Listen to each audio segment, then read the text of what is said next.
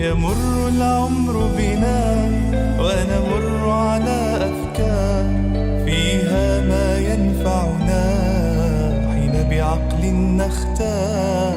الماضي يهدينا خير دروس للعمر، والحاضر بيدينا نهديه حصاد الفكر.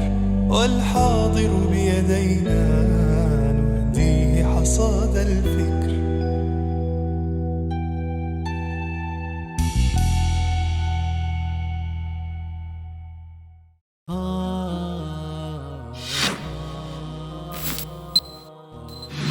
Meşhur davetçi Doktor Tarık Süveydan'ın Tefekkür Cevherleri namlı programmasını huzurunuzda sunumuz.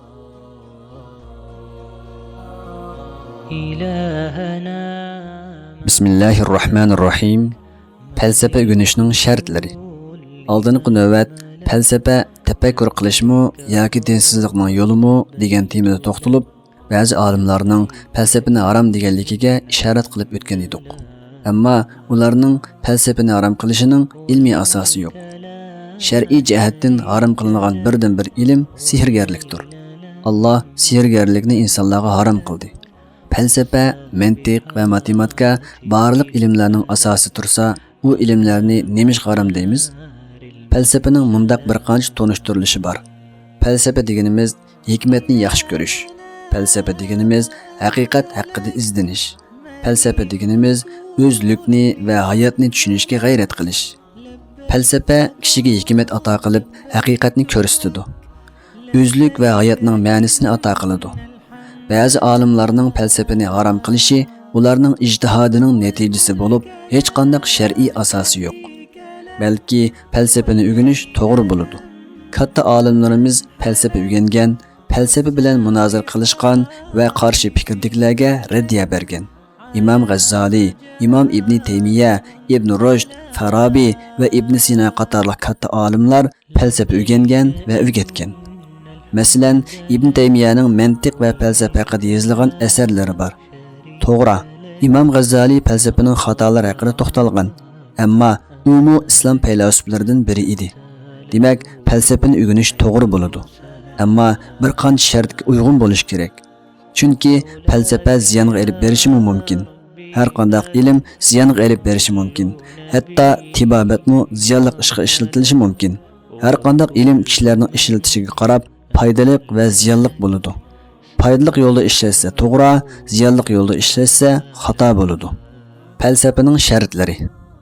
1. Falsafaga qadam qo'ymoqchi bo'lgan kishi cho'qim haqiqat izlash maqsadida kirish kerak. Xatoliklarni izlash va qarish fikrdagilarga raddiya berish maqsadida falsafaga kirish to'g'ri emas. Haqiqatni tepish uchun falsafadan foydalanishga bo'ladi. 2. Aniqsizlikdan xoli bo'lish kerak. Falsafa faylasuflarning savollari asosida borliqqa keladi. Ba'zida bir savol boshqa bir savolni so'rab chiqadi. Ba'zi savolning reallik bilan hech qanday munosabati bo'lmaydi. Ba'zilar bunday savoldan ta'ajjublanib, "Nimishqa bunday savol so'rildi? Buning nima foydasi bor?" deydi. Uning kallasida aniqsizlik va gunguluk paydo bo'lib, ashundoq savollar haqida izlanishni kallasidan o'tkazolmaydi. Falsafaga kirmoqchi bo'lgan kishi bunday gungulukdan xoli bo'lish kerak. 3. Falsafa o'rganish uchun jur'at bo'lish kerak.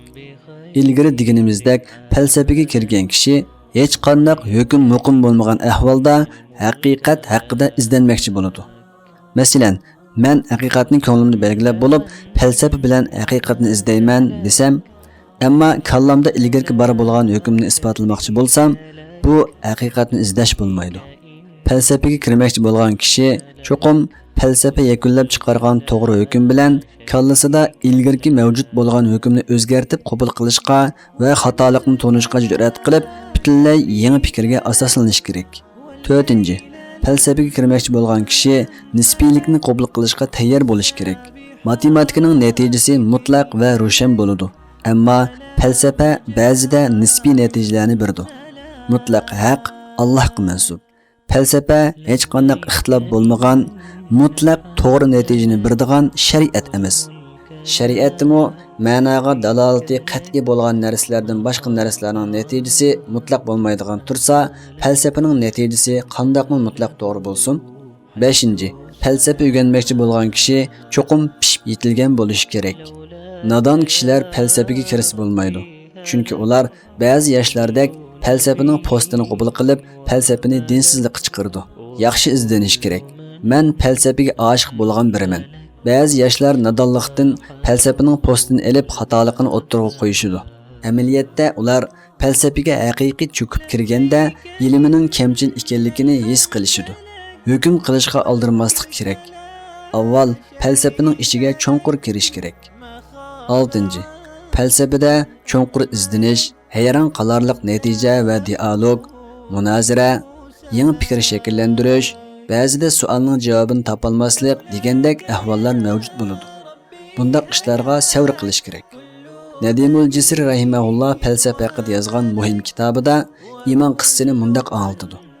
Falsafa dengizga o'xshash emas, balki dengizning o'zidir. Odatdagi dengizning qirg'og'ida tursak, cho'kib ketmay qutulamiz. Cho'nqur kirsak, g'arq bo'lamiz. Ammo falsafaning postini olgan kishi g'arq bo'ladi. Cho'nqurlagan kishi iymonga erishadi. Demak, falsafani shartlariga rioya qilib o'rganish kerak.